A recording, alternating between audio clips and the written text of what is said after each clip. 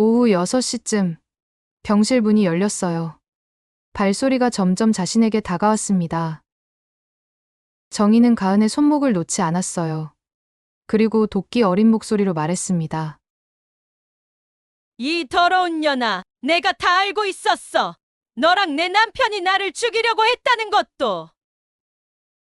어떻게 몸을 움직일 수 있는 거야? 가은의 얼굴이 새하얗게 변했어요.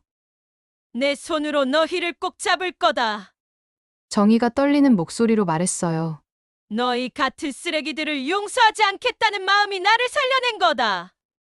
그녀에게 도대체 무슨 일이 있었고 이 여자는 왜 이런 짓을 벌이는 걸까요? 오늘 아침도 박성재는 바쁘다며 서둘러 집을 나섰습니다. 윤정이는 현관문이 닫히는 소리를 들으며 한숨을 내쉬었죠.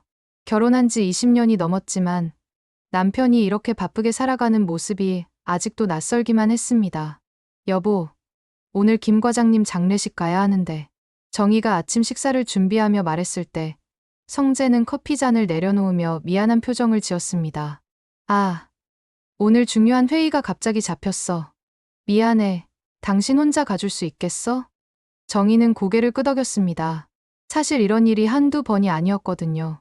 언제부턴가 남편은 점점 더 바쁘다고 했고 정희는 혼자 해야 할 일들이 늘어만 갔습니다. 그래도 김 과장님과는 오래 알고 지낸 사이였으니까 마지막 인사는 꼭 드려야 했죠.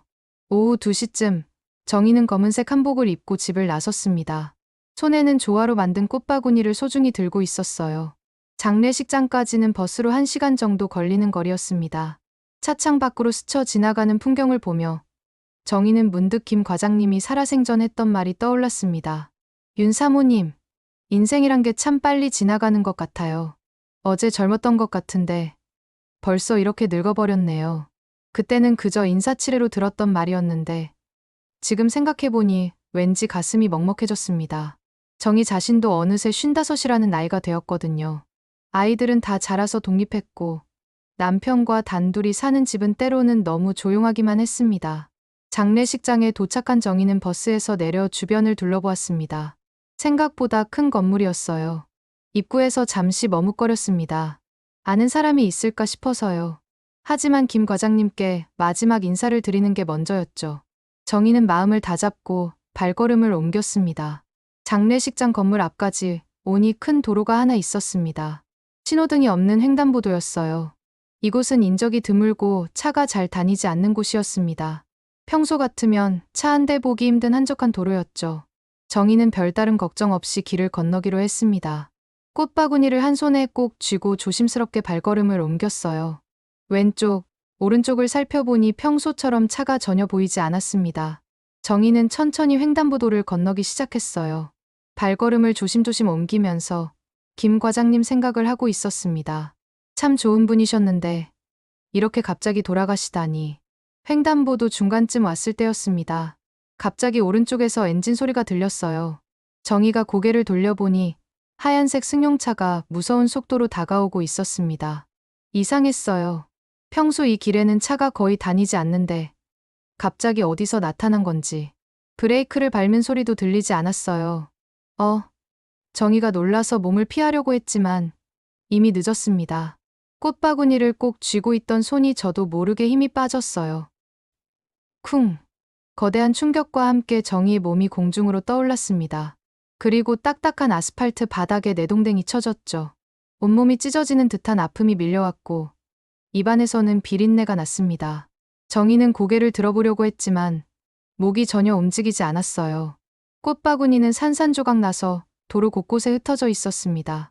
정희가 정성스럽게 준비한 김 과장님을 위한 마지막 선물이었는데 정희가 신음을 내뱉었을 때 차 문이 열리는 소리가 들렸습니다. 누군가가 차에서 내리는 발소리가 들렸어요. 정희는 간신히 시선을 올려 그 사람을 보려고 했습니다. 40대 정도로 보이는 여자였습니다. 단정한 옷차림에 화장도 깔끔하게 한 모습이었어요. 하지만 그 여자의 표정은 이상했습니다. 사람을 쳤다면 당연히 놀라거나 당황해야 할 텐데 그 여자는 그저 정희를 내려다보고만 있었거든요. 119 좀 불러주세요. 정희가 간신히 말을 했지만 여자는 여전히 말이 없었습니다. 정희가 다시 도움을 청하려고 했을 때 여자는 휴대폰을 꺼내 다이얼을 누르기 시작했습니다. 빨리, 제발. 정희의 목소리는 점점 작아졌습니다. 의식이 흐려지기 시작했거든요. 마지막으로 본 건 그 여자의 차가운 눈빛이었습니다. 정희는 그 시선을 잊을 수가 없었어요. 그리고 정희는 완전히 의식을 잃었습니다. 구급차 사이렌 소리가 멀어져 가고 있었습니다. 정희는 어둠 속에서 그 소리를 듣고 있었어요.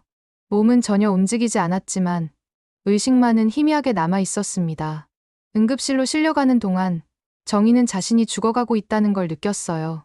의료진들의 다급한 목소리가 들렸습니다. 혈압이 떨어지고 있어요. 수혈 준비. 일식 확인이 안 됩니다. 그 모든 소리가 마치 물속에서 들리는 것처럼 멀고 흐릿했어요.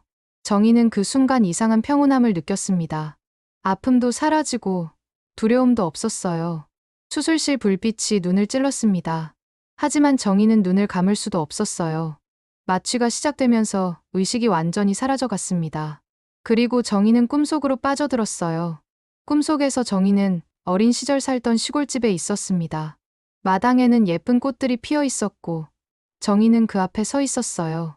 그런데 이상했습니다. 자신의 손을 내려다보니 어린아이의 손이 아니라 지금의 55살 손이었거든요. 정희야. 뒤에서 누군가가 불렀습니다. 정희가 돌아보니 돌아가신 어머니가 서 있었어요. 어머니는 정희가 기억하는 그 모습 그대로였습니다. 따뜻한 미소를 짓고 계셨죠. 엄마. 정희의 눈에서 눈물이 흘러내렸습니다. 얼마나 보고 싶었는지 몰라요. 어머니는 천천히 정희에게 다가와서 머리를 쓰다듬어 주셨습니다. 많이 힘들었지? 어머니의 목소리는 정희가 기억하는 그 다정함 그대로였어요.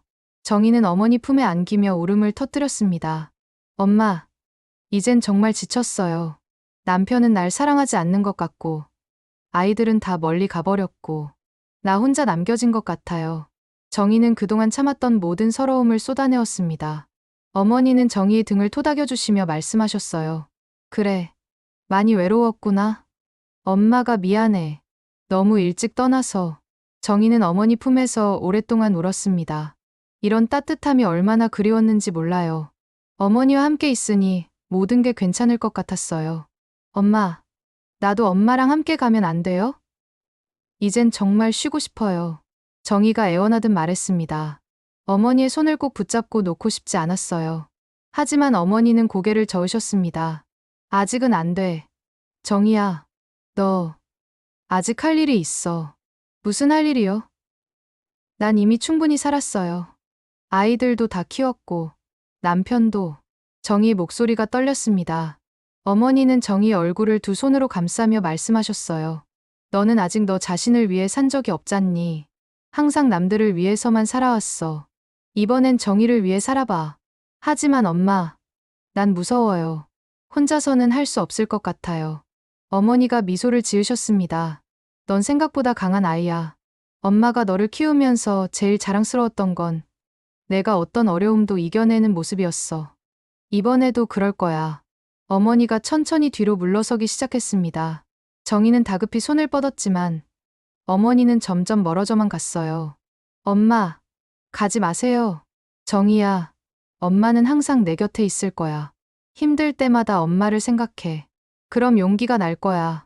어머니의 모습이 빛 속으로 사라져 갔습니다. 정희는 그 빛을 향해 달려갔지만 빛은 점점 멀어져만 갔어요.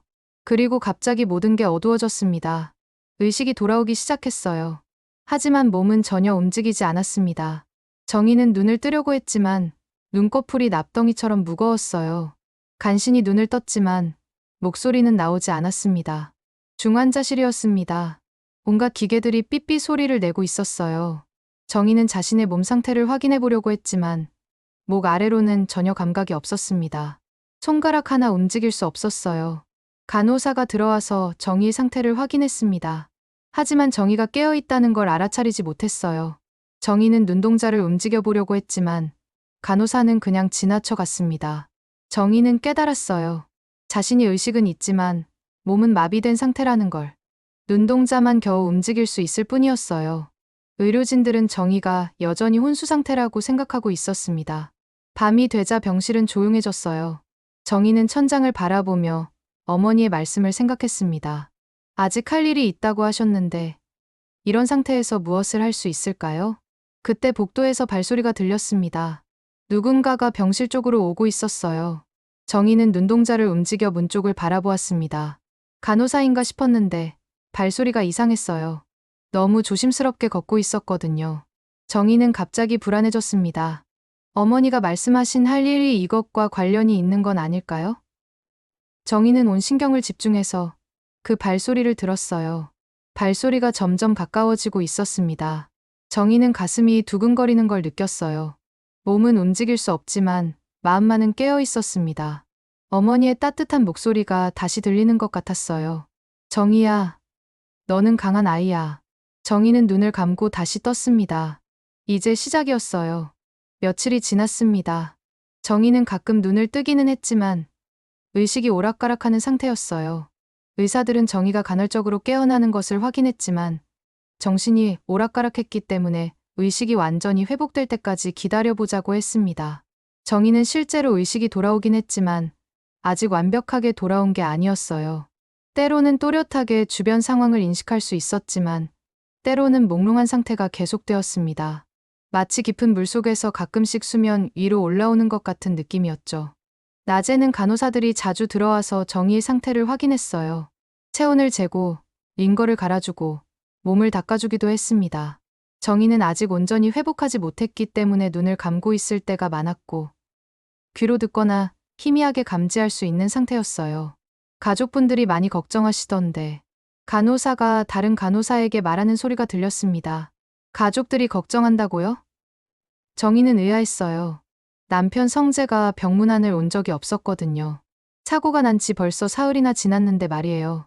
오후가 되자 병실 문이 열렸습니다. 정희는 간신히 눈을 떠서 문 쪽을 바라봤어요. 드디어 남편이 왔나 싶었는데 들어온 건 낯선 여자였습니다. 그런데 그 여자를 본 순간 정희 온몸에 소름이 돋았어요. 바로 자신을 차로 친 그 여자였거든요. 40대 정도로 보이는 깔끔한 외모의 여자. 그 차가운 눈빛을 정희는 절대 잊을 수 없었어요. 여자는 병실 안을 둘러보더니 조용히 문을 닫았습니다. 그리고 정희 침대 곁으로 다가왔어요. 정희는 심장이 터질 것 같았지만 몸은 전혀 움직일 수 없었습니다. 아직도 살아있네. 여자가 작은 목소리로 중얼거렸어요. 그 목소리에는 짜증이 섞여 있었습니다. 정말 질긴 여자야. 정희는 충격을 받았어요.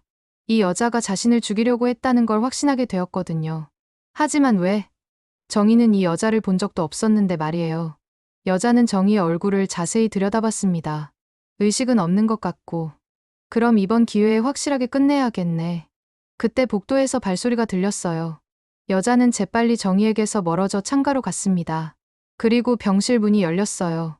가은 씨, 벌써 와 있었네요. 정희는 깜짝 놀랐어요. 들어온 사람은 다름 아닌 남편 박성재였거든요. 그런데 남편이 그 여자를 알고 있다고요? 가은이라는 이름까지 부르면서 성재 씨, 나 방금 왔어요. 가은이 대답했습니다. 정희는 더욱 혼란스러웠습니다. 성재는 정희의 침대 곁으로 다가와 잠시 정희를 내려다봤어요. 하지만 그 눈빛에는 걱정이나 사랑이 전혀 보이지 않았습니다.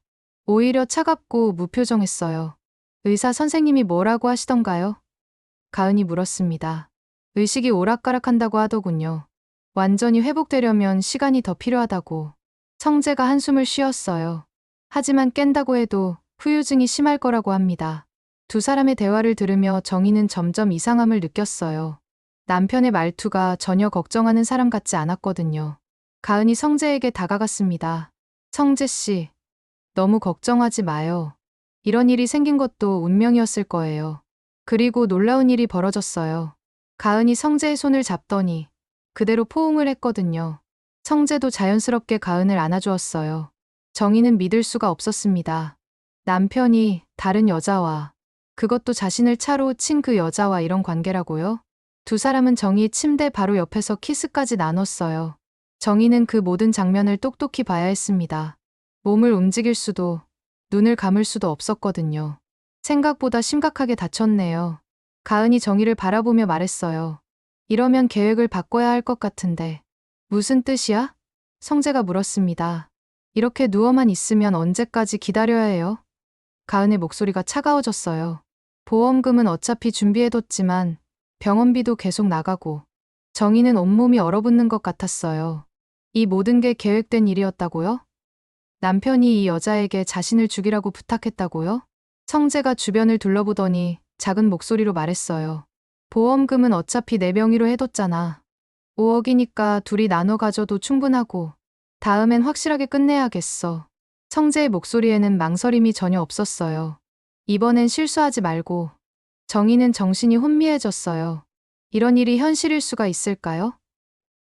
20년 넘게 함께 산 남편이 자신을 죽이려고 한다고요. 그것도 보험금 때문에. 가은이 성재의 어깨에 머리를 기댔어요. 성재 씨, 사실 나도 처음엔 좀 망설여졌어요. 아무래도 사람 목숨이니까. 지금 와서 무슨 소리야. 성재가 가은의 머리를 쓰다듬었어요.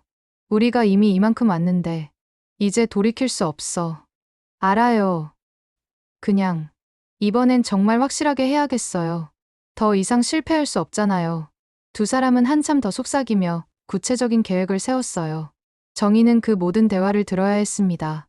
자신을 어떻게 죽일 것인지, 언제 실행할 것인지. 정희의 마음속에는 분노가 치솟았어요.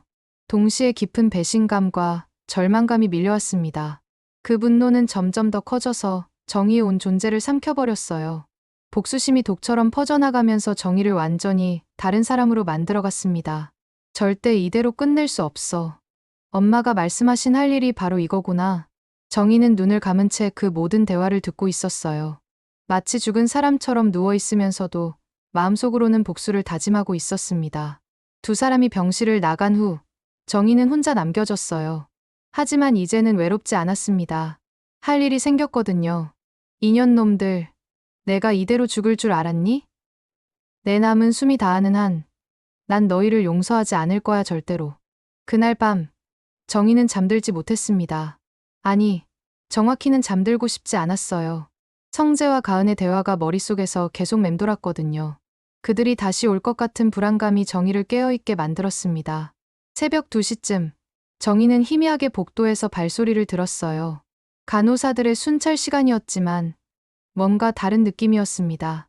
발걸음이 너무 조심스러웠거든요. 정희는 눈을 살짝 떠서 문 쪽을 바라봤어요. 누군가가 병실 문 앞에서 멈춰 서 있는 것 같았습니다. 하지만 들어오지는 않았어요. 한참을 그렇게 서 있다가 다시 발소리가 멀어져 갔습니다. 누구였을까? 정희는 의심스러웠어요. 혹시 가은이었을까요? 아니면 성재였을까요? 다음 날 아침이 되자 간호사가 들어와 정희의 상태를 확인했습니다. 오늘은 컨디션이 어떠신가요? 간호사가 물었지만 정희는 여전히 의식이 흐릿한 척했어요. 의사가 회진을 돌 때도 마찬가지였습니다. 아직 완전한 의식 회복은 안 된 것 같네요. 조금 더 지켜봐야겠습니다. 의사는 차트에 뭔가를 적으며 말했어요. 정희는 속으로 안도했습니다. 아직은 자신이 완전히 깨어있다는 걸 들키지 않았다는 뜻이었거든요. 오후가 되자 정희는 계속해서 주변을 살폈어요. 성재나 가은이 언제 나타날지 모르니까요.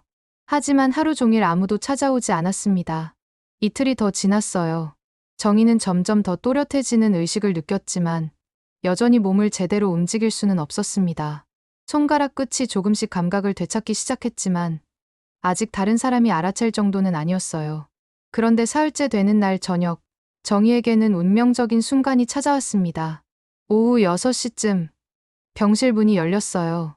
정희는 습관적으로 눈을 감고 누워 있었습니다. 발소리가 들렸는데 이상하게도 오늘은 소리가 달랐어요. 간호사 신발 소리 같기도 하고 아직도 꿈속에 있나? 그 목소리를 듣는 순간 정희의 온몸이 굳어버렸어요. 바로 가은의 목소리였거든요. 하지만 평소와는 완전히 다른 톤이었습니다. 차갑고 잔인한 목소리였어요. 정희는 눈을 살짝 떠서 가은을 봤어요. 깜짝 놀랐습니다. 가은이 간호사 복장을 하고 서 있었거든요. 완벽한 간호사 유니폼에 이름표까지 달고 있었어요. 저 여자가 간호사였단 말이야? 정희는 혼란스러웠어요.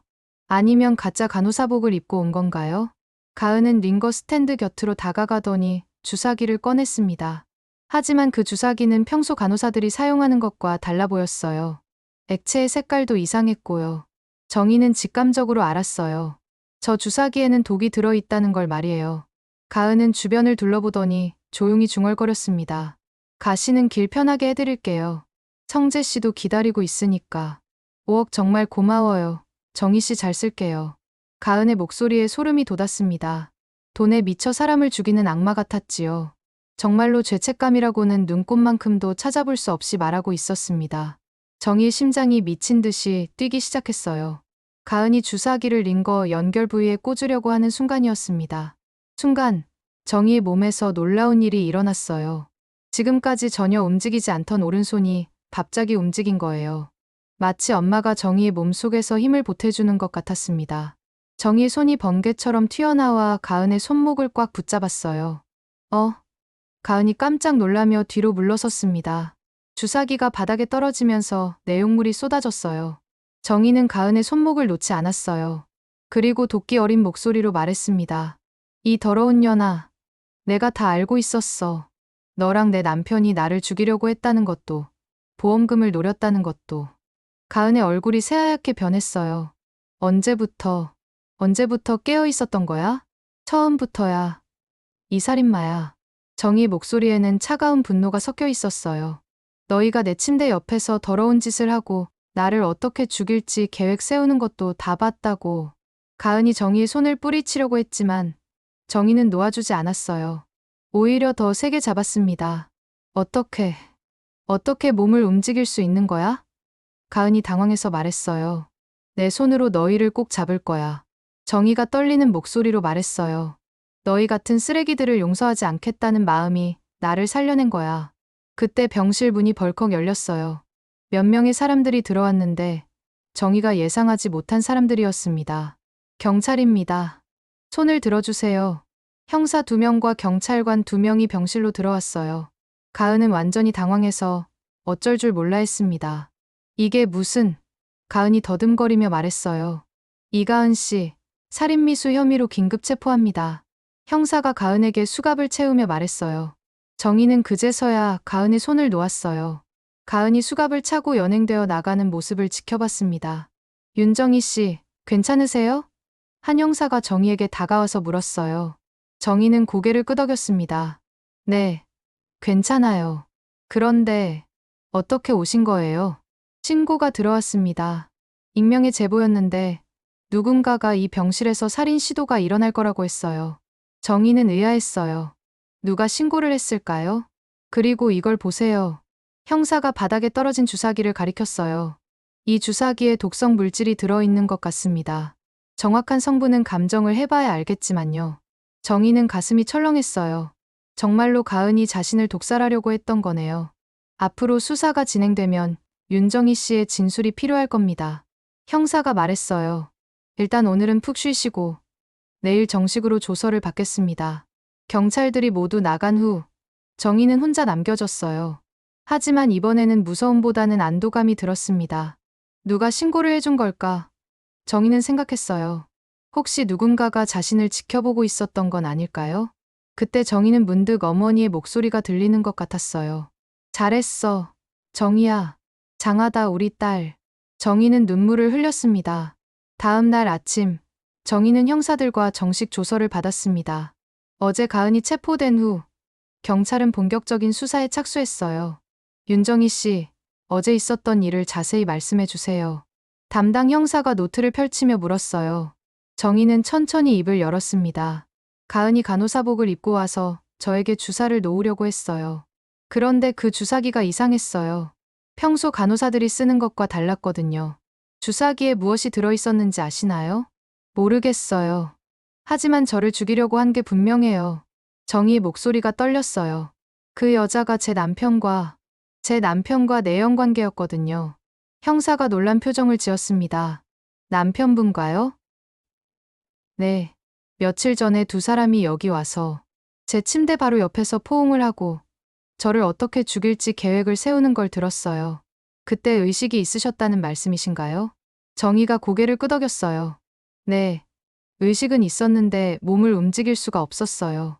의료진들도 제가 완전히 깨어났는지 확신하지 못했고요. 형사는 메모를 하면서 물었습니다. 구체적으로 어떤 대화를 들으셨나요? 보험금 얘기를 했어요. 5억이라고. 그리고 저를 확실하게 죽여야 한다고 했어요. 정희가 떨리는 목소리로 말했어요. 혹시 녹음이나 다른 증거는 없나요? 정희는 고개를 저었습니다. 제가 몸을 못 움직이는 상황이었는데 어떻게 녹음을 해요. 하지만 분명히 들었어요. 형사는 아쉬운 표정을 지었어요. 증언만으로는 한계가 있었거든요. 알겠습니다. 일단 이가은 씨를 조사해 보겠습니다. 그런데 남편분은 아직 이 일을 모르실 텐데 곧 오실 거예요. 정희가 단호하게 말했어요. 그녀가 체포된 걸 모르니까 평상시처럼 오실 거예요. 과연 정희의 예상이 맞았습니다. 저녁 7시쯤 성재가 병실에 나타났어요. 평소처럼 아무렇지 않은 얼굴로 들어왔죠.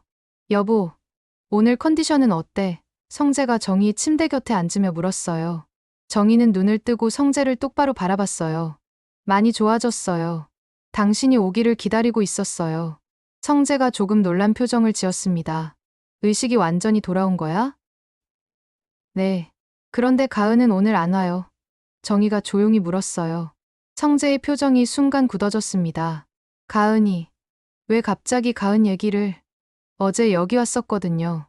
간호사복을 입고 정희가 성재의 반응을 지켜보며 말했어요. 뭐, 그게 무슨? 성재가 당황하기 시작했어요. 당신들이 나를 죽이려고 한다는 걸 다 알고 있어요. 정희가 차가운 목소리로 말했어요. 성재의 얼굴이 새하얗게 변했습니다. 정희야, 무슨 말을 하는 거야? 보험금 5억. 둘이 나눠 가지기로 했잖아요. 정희의 눈에서 분노가 타올랐어요.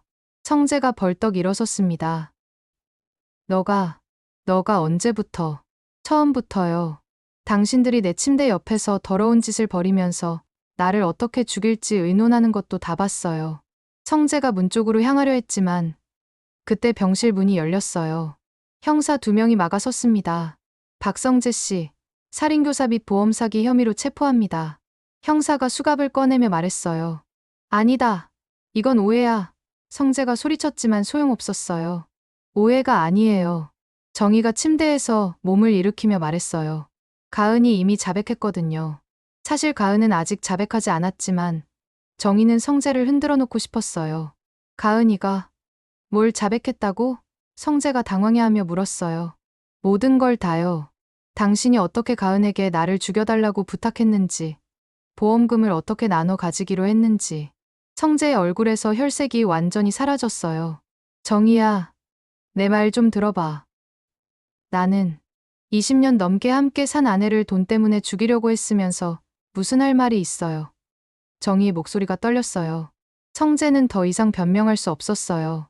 형사들에게 끌려 나가면서도 계속 정희를 바라봤지만 정희는 고개를 돌렸습니다. 형사들이 나간 후 병실은 조용해졌어요. 정희는 창밖을 바라보며 깊은 한숨을 쉬었습니다. 이제 어떻게 살아가야 할까? 20년 넘게 함께한 남편이 자신을 죽이려고 했다는 사실이 아직도 믿기지 않았어요. 하지만 분명한 건 이제 정말로 혼자가 되었다는 거였습니다. 그때 간호사가 들어왔어요. 환자분, 괜찮으세요? 많이 놀라셨죠? 괜찮아요. 정희가 작은 목소리로 대답했어요. 정말 기적적인 일이에요. 의사 선생님께서 환자분이 의식을 회복하고 움직이시는 것을 보고 깜짝 놀라셨거든요. 어제까지만 해도 몸을 거의 못 움직이셨는데 오늘은 이렇게 또렷하게 말씀하시고. 정희는 고개를 끄덕였습니다. 정말로 기적 같은 일이었어요. 어쩌면 복수심이 자신을 일으켜 세운 건지도 모르겠다는 생각이 들었습니다. 그날 밤 정희는 오랜만에 편안하게 잠들 수 있었어요. 더 이상 누군가가 자신을 해칠까봐 두려워하지 않아도 되었거든요. 하지만 마음 한편으로는 공허함이 밀려왔습니다. 20년이라는 세월이 한순간에 무너져버린 기분이었어요. 그래도 이제는 정말로 자신만의 삶을 살아갈 수 있게 되었습니다. 정희는 창밖의 별들을 바라보며 새로운 다짐을 했어요. 이제 누구를 위해서가 아닌 자신을 위해 살아가겠다고 말이에요. 한 달 후 정희는 법정에서 충격적인 사실을 알게 되었습니다. 가은에 대한 수사가 진행되면서 드러난 진실은 정희가 상상했던 것보다 훨씬 끔찍했어요.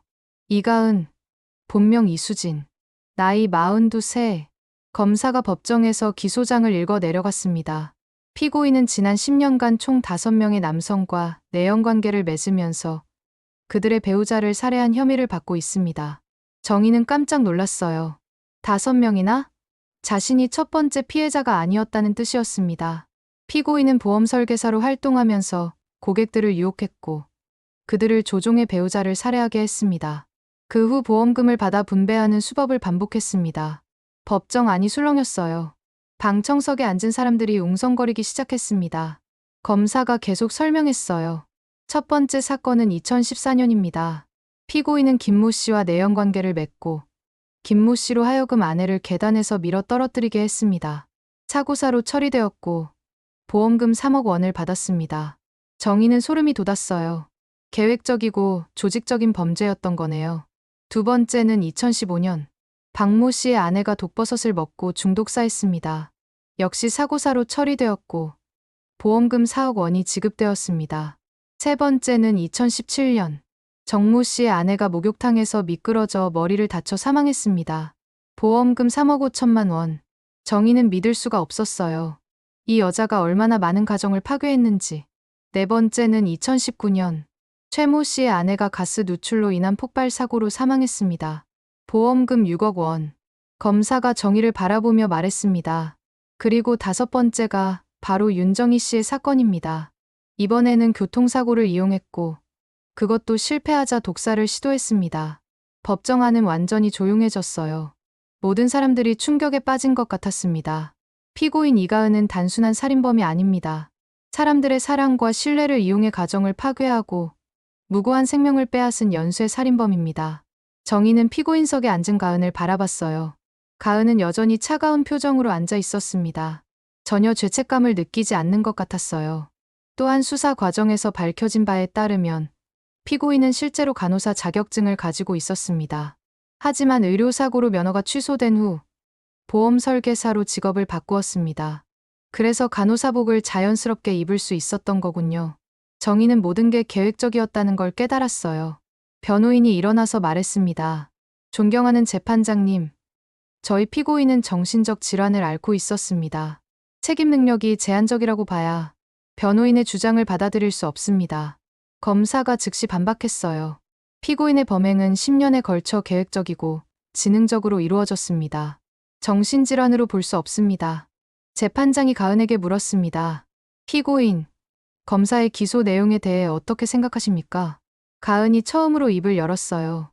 전 그냥 사랑했을 뿐입니다. 법정 안이 다시 술렁였어요. 가은의 대답이 너무 뻔뻔했거든요. 사랑이라고 하셨습니까? 검사가 따져 물었어요. 네, 전 그 사람들을 진짜로 사랑했어요. 그런데 그들의 아내들이 방해가 되었을 뿐이에요. 정의는 분노가 치솟았어요. 저런 말도 안 되는 소리를. 그럼 왜 보험금을 받았습니까? 사랑 때문이었다면 돈은 왜 가져갔죠? 가은이 잠시 말을 멈췄어요. 그리고 냉소적인 웃음을 지었습니다. 사랑도 필요하지만 돈도 필요하거든요. 그게 현실이에요. 정의는 저 여자가 정말로 악마라는 걸 확신했어요. 사람의 탈을 쓴 괴물이었습니다. 재판이 진행되면서 더 많은 사실들이 드러났어요. 가은은 각각의 남자들에게 다른 이름을 사용했고 다른 신분으로 접근했습니다. 보험 설계사 일을 하면서 고객들의 개인정보를 미리 파악하고 가장 취약한 상대를 골라서 접근했던 거예요. 피고인은 심리학과 의학 지식을 악용했습니다.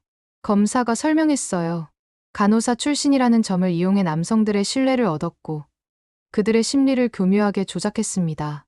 정의는 성재가 어떻게 가은에게 빠지게 되었는지 궁금했어요. 성재도 피해자라고 할 수 있을까요? 박성재 씨의 경우 사업 실패로 인한 우울증을 앓고 있었습니다. 피고인은 이 점을 파악하고 접근했습니다. 검사가 말했어요. 하지만 정의는 성재를 동정할 마음이 없었어요. 아무리 힘들었어도 아내를 죽이려고 한 건 용서할 수 없었거든요. 증인으로 출석한 이전 피해자들의 가족들도 증언했어요. 저희 어머니는 정말 착한 분이셨어요. 아버지를 위해 평생을 헌신하셨는데 한 남성이 울먹이며 말했어요. 그런 어머니를 아버지가 직접 죽였다는 게 믿어지지 않습니다. 저희 언니는 아이 둘을 키우며 살림을 꾸려가고 있었어요. 그런데 매형이 또 다른 여성이 증언했어요. 정의는 그 가족들의 고통이 고스란히 느껴졌어요. 자신도 그런 상황이 될 뻔했다는 생각에 온몸이 떨렸습니다. 가은은 그 모든 증언을 들으면서도 전혀 표정 변화가 없었어요. 마치 자신과는 상관없는 일인 것처럼 앉아 있었습니다. 마지막에 재판장이 가은에게 마지막 변론 기회를 주었어요. 피고인, 마지막으로 하고 싶은 말이 있습니까? 가은이 천천히 일어났어요. 그리고 정희를 똑바로 바라보며 소름 돋는 미소를 지었습니다. 윤정희 씨, 당신 정말 운이 좋았어요. 다른 여자들은 다 죽었는데 당신만 살아남았네요.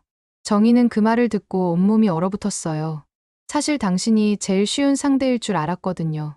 그런데 이렇게 끈질기게 살아남다니 정말 대단해요.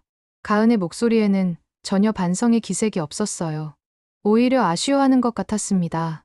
다음에 또 만나면 그때는 확실하게 해드릴게요.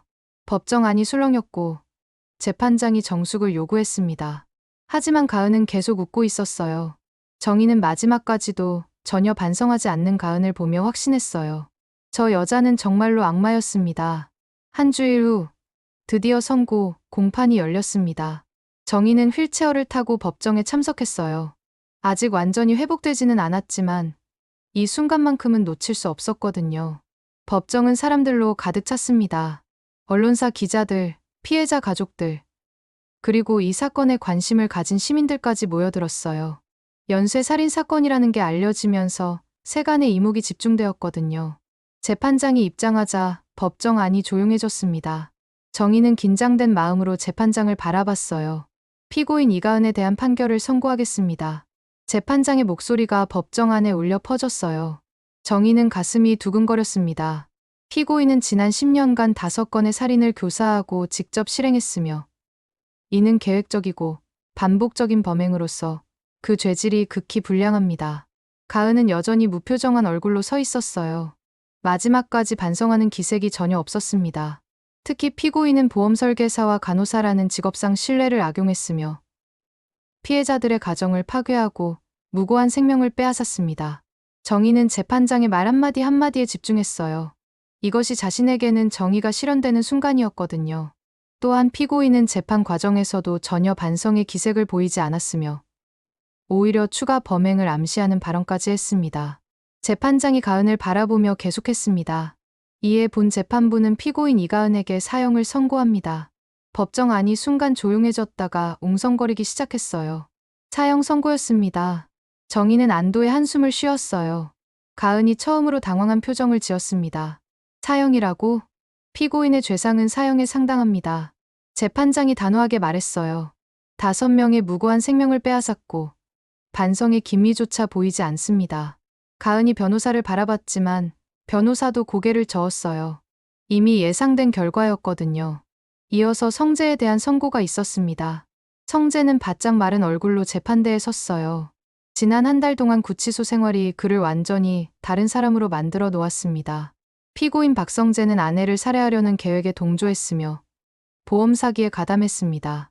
성재는 고개를 숙이고 있었어요. 가은과는 달리 죄책감에 시달리는 것 같았습니다. 하지만 피고인은 직접적인 살인 행위를 하지는 않았고 수사에 협조적이었습니다. 정희는 성재가 어떤 형을 받을지 궁금했어요. 가은만큼 무겁지는 않을 것 같았지만 그래도 충분한 처벌을 받았으면 했습니다. 이에 본 재판부는 피고인 박성재에게 징역 15년을 선고합니다. 15년. 정희는 복잡한 심정이었어요. 20년 넘게 함께 산 남편이 15년 동안 감옥에 있게 된다니. 성재가 정희를 바라봤어요. 그 눈에는 후회와 미안함이 가득했습니다. 정희는 잠시 그와 눈을 마주쳤다가 고개를 돌렸어요. 선고가 끝난 후 가은과 성재는 각각 호송되었습니다. 가은은 끝까지 정희를 노려보며 나갔고 성재는 계속 뒤돌아보며 끌려갔어요. 법정 밖으로 나온 정희에게 기자들이 몰려들었습니다.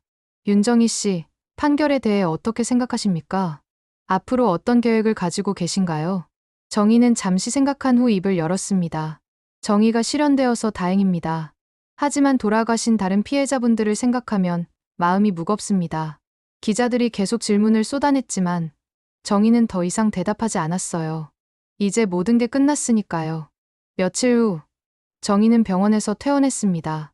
몸은 많이 회복되었지만 마음의 상처는 아직 아물지 않았어요. 집으로 돌아온 정희는 모든 게 낯설게 느껴졌습니다. 성재와 함께 살던 공간이었는데 이제는 혼자만의 공간이 되었거든요. 정희는 성재의 물건들을 정리하기 시작했어요.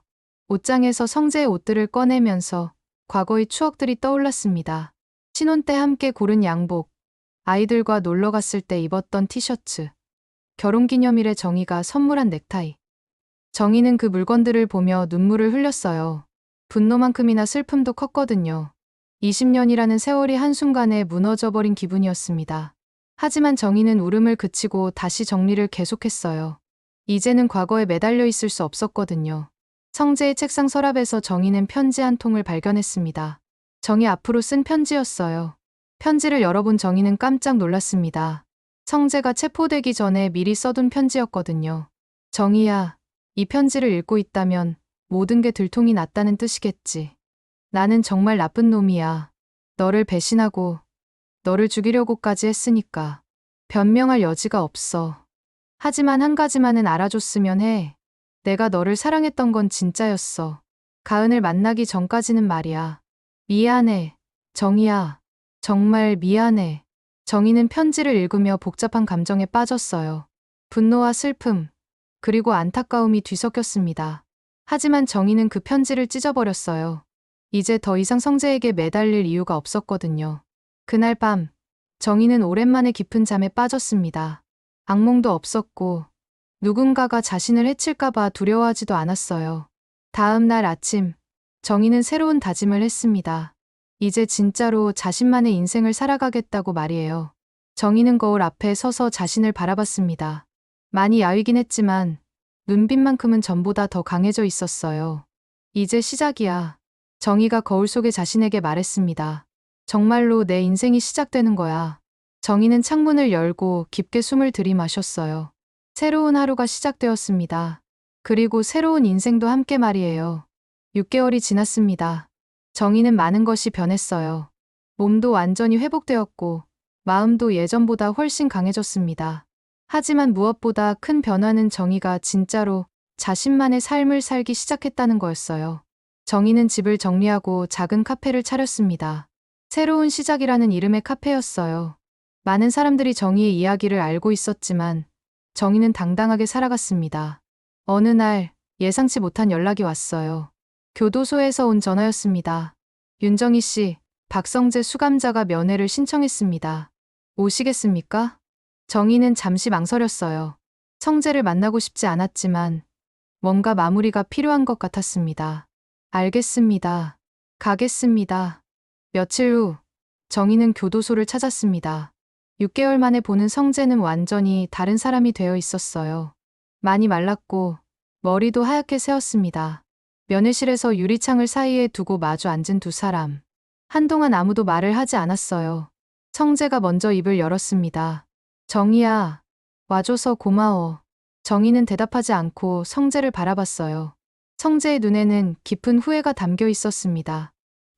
내가 정말 나쁜 짓을 했어. 변명할 여지도 없고. 성재의 목소리가 떨렸어요. 지금 와서 후회해봤자 소용없어요. 정희가 차가운 목소리로 말했어요. 당신은 나를 죽이려고 했잖아요. 미안해, 정희야. 정말 미안해. 성재가 고개를 숙였어요. 매일 후회하고 있어. 어떻게 그런 생각을 할 수 있었는지. 정희는 성재의 모습을 보며 묘한 감정을 느꼈어요. 분노보다는 연민에 가까운 감정이었습니다. 가은이는 어떻게 됐어요? 성재가 물었어요. 사형 확정됐어요. 대법원에서도 기각됐고요. 정희가 담담하게 대답했어요. 성재는 충격을 받은 것 같았어요. 사형이라니. 당연한 결과죠. 5명이나 죽였는거려. 정희의 목소리에는 감정이 없었어요. 그 여자가 나를 이용한 거였어. 성재가 중얼거렸어요. 정희는 비웃음을 지었습니다. 지금 와서 그 여자 탓을 해요? 당신도 보험금이 탐났잖아요. 성재는 할 말이 없었어요. 정희의 말이 맞았거든요. 정희야, 나는 정말로 너를 사랑했어. 그건 거짓말이 아니야. 사랑? 정희가 날카롭게 반문했어요. 사랑하는 사람을 죽이려고 해요. 내가 정신이 나가 있었어. 사업이 망하고, 빚에 쪼들리고, 그때 가은이가 나타났고. 변명하지 마세요. 정희가 성재의 말을 끊었어요. 당신이 선택한 거예요. 아무도 강요하지 않았어요. 성재는 눈물을 흘리기 시작했어요. 정희야, 용서해줄 수는 없을까? 나는 정말로. 용서? 정희가 차갑게 웃었어요. 20년 넘게 함께 산 아내를 돈 때문에 죽이려고 한 사람을 어떻게 용서해요? 성재는 더 큰 소리로 울기 시작했어요. 하지만 정희는 전혀 동정심을 느끼지 않았습니다. 당신 때문에 내가 얼마나 고생했는지 알아요. 정희의 목소리가 높아졌어요.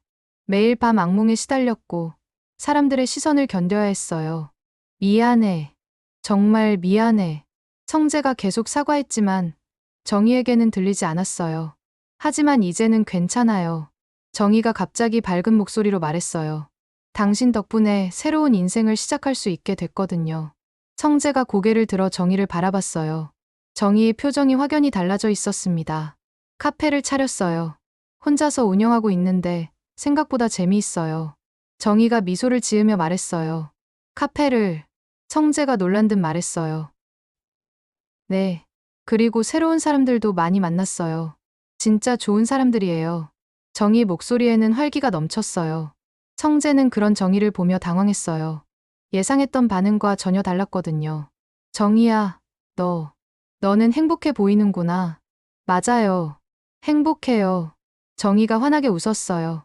당신과 헤어져서 이렇게 행복해졌어요. 성재의 얼굴이 창백해졌어요. 정희의 말이 가슴에 비수처럼 꽂혔거든요. 20년 동안 당신을 위해 살았는데 정작 나 자신은 잃어버리고 있었더라고요. 정희가 계속 말했어요. 이제야 진짜 내가 누구인지 알게 됐어요. 성재는 말할 수 없는 충격을 받았어요. 정희가 이렇게 강해질 줄은 몰랐거든요. 그러니까 고마워요. 정희가 웃으며 말했어요. 당신이 날 배신해줘서 말이에요. 정희야. 성재가 간신히 말했어요. 이제 끝이에요. 정희가 일어서며 말했어요. 다시는 연락하지 마세요. 당신은 내 과거일 뿐이에요.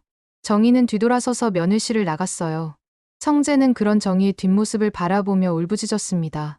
정희야, 정희야. 하지만 정희는 돌아보지 않았어요. 정말로 모든 게 끝났다는 것을 성재에게 보여주고 싶었거든요. 교도소 밖으로 나온 정희는 깊게 숨을 들이마셨어요. 가슴이 시원했습니다. 진짜로 모든 게 끝났다는 기분이었어요. 정희는 자신의 차에 올라타고 카페로 향했습니다. 오늘도 손님들이 기다리고 있을 테니까요. 카페에 도착한 정희를 단골 손님들이 반갑게 맞아주었어요. 사장님, 오늘 좀 늦으셨네요. 죄송해요. 급한 일이 있어서요. 정희가 미소 지으며 대답했어요. 정희는 에이프런을 두르고 커피를 내리기 시작했어요. 향긋한 커피 향이 카페 안에 퍼졌습니다. 창밖으로는 석양이 지고 있었어요. 정희는 그 석양을 바라보며 생각했습니다. 정말로 새로운 시작이었구나. 손님들과 웃으며 대화하고 맛있는 커피를 내려주고 따뜻한 하루를 마무리하는 일상. 이것이 정희가 원했던 삶이었어요. 그날 밤 정희는 카페 정리를 마치고 집으로 돌아갔습니다. 더 이상 외롭지 않았어요. 자신만의 공간에서 자신만의 삶을 살아가는 것이 이렇게 행복한 일인 줄 몰랐거든요. 정희는 거울 앞에 서서 자신을 바라봤어요. 예전보다 훨씬 밝고 자신감 넘치는 모습이었습니다. 윤정희, 이제 진짜로 내 인생을 살아가렴. 정희가 거울 속에 자신에게 말했어요. 그리고 정희는 환하게 웃었습니다. 진짜 진심으로 웃는 모습이었어요.